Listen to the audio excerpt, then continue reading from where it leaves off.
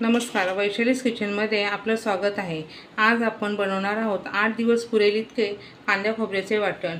याच्यासाठी मी इथे घेतले आहेत 6 कांदे, 1.5 वाटी खोबरं, 1 वाटी लसूण, आल्याचा तुकडा, अर्धी वाटी तेल, 3 चमचे गरम मसाला। आता आपली कढई छान गरम झाली आहे। आपण त्यामध्ये अर्धी वाटी तेल,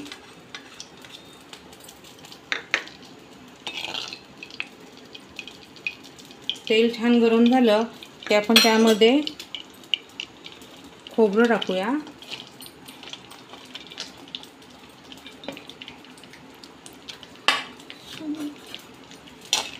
खोबरं छान सोनेरी रंगावरती आपण भाजून घेऊ। तुम्ही पाहू शकता आता आपल्या खोबऱ्याला छान सोनेरी कलर आलेला आहे। आता आपण हे काढून घेऊ।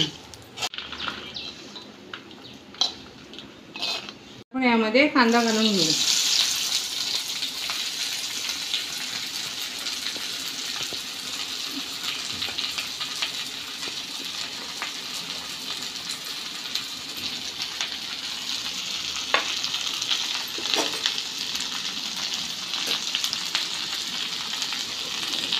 कांदाही आपल्याला छान सोनेरी कलरवरती भाजून घ्यायचा आहे।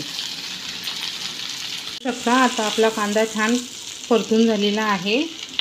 त्याला छान सोनेरी कलर आला आहे। आता आपण तो काढून घेऊया।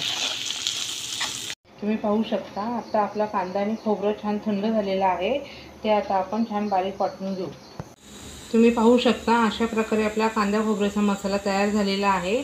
आता त्यामध्ये आपण हा गरम मसाला घालू। हा मसाला आपण चांगला मिक्स करून ठेवू शकतो। हा मसाला आपण कुठल्याही भाजीला वापरू शकतो। हा मसाला कमीत कमी 8 दिवस फ्रीज मध्ये व्यवस्थित राहतो।